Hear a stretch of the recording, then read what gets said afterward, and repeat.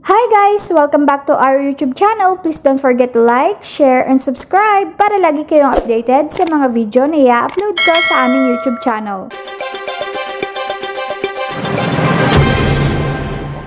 Opo. Ma'am, ano pa po kaya ang inyong nakaalat ngayon na mga programs and livelihood para sa ating mga seniors? Ano? Bukod dito sa inyong nabanggit, meron po ba silang mga aabangan pa na maaaring makasali, makalahok yung iba? Opo.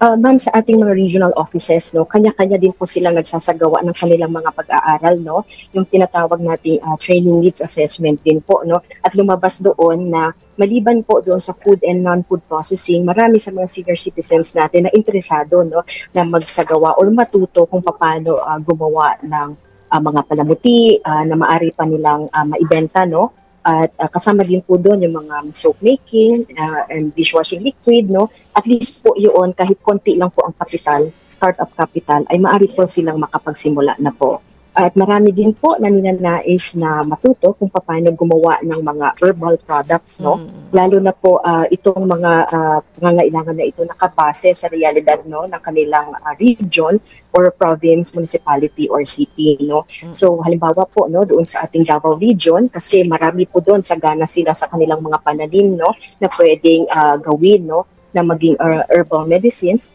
So kasama po din yan, ma'am, no, doon sa kanilang mga skills development training na isinasagawa, katuwang po ang ating regional counterparts din po ng TESDA and then ng DOLE din po.